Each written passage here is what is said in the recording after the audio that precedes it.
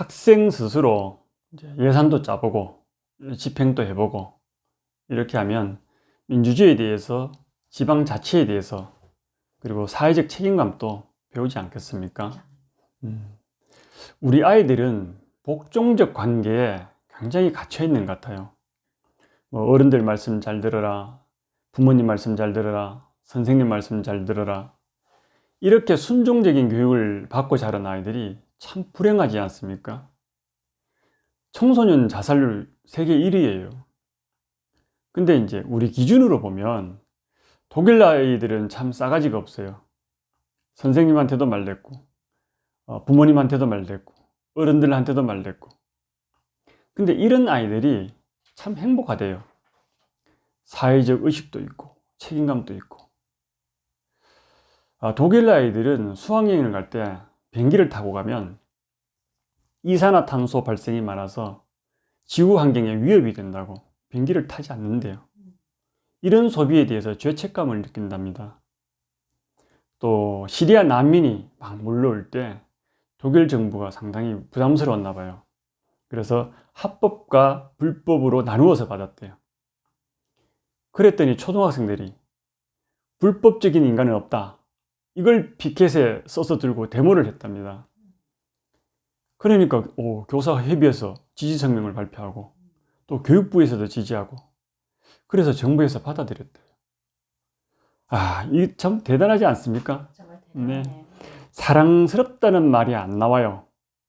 존경스럽다는 말이 나오죠.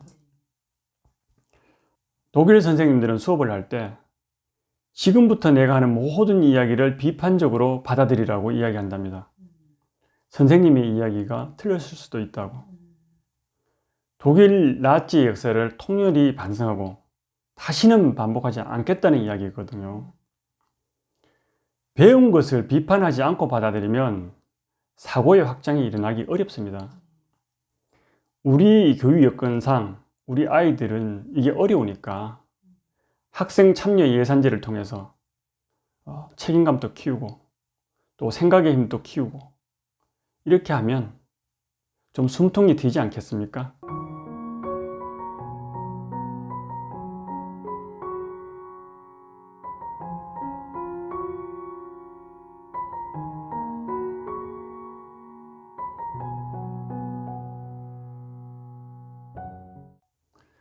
봉화는 편부모 아이들도 있고 조선 가정 아이들도 있고 결식 아동들도 참 많이 있어요. 참 가슴 아프죠. 어떻게 아이들이 굶습니까? 그런데 아이들이 자랄 때 차별을 받으면 인생 전반에 걸쳐서 차별이 될 수 있거든요. 똑같은 이름을 가진 장원이라는 아이가 있는데 둘 다 똑같이 도둑질을 했어요. 근데 한 아이는 비난만 받았고 한 아이는 사랑과 격려, 훈육을 받았어요. 한 아이는 자라나서 교도소에 가 있는 신창원이가 되었고 한 아이는 자라나서 대학 교수가 되었다가 국회의원이 된 표창원의 이야기입니다. 낳은 사람의 책임으로만 볼 게 아니라 우리 사회가 함께 키워야 된다고 생각합니다. 종일 가도 사람 하나 지나다니지 않는 다리를 놓고 심심하면 보도블록 뒤집고 이런 돈만 쓰지 않아도 저는 충분하다고 생각합니다. 아이들이 다리보다도 못하고 보도블록보다도 못합니까? 이런 데 돈을 쓰는 건 아깝지 않고 아이들 먹는데 공부하는 데 돈을 쓰는 게 아깝습니까? 저는 어른으로서 이렇게 하면 안 된다고 생각합니다. 우리 아이들이 잘 자라서 착한 이웃이 되어야 하지 않겠습니까? 좋은 이웃이 되어야 되지 않겠습니까? 이것은 우리 국민 모두가 좀 생각만 바꾸면 충분히 할 수 있는 어렵지 않는 일이거든요.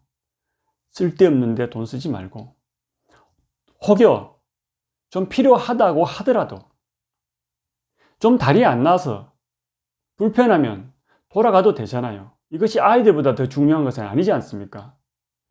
국민 여러분, 우리 아이들 적어도 먹는 것, 공부하는 것, 여기에서 비참함을 느끼지 않도록 우리 함께 노력합시다. 예, 감사합니다.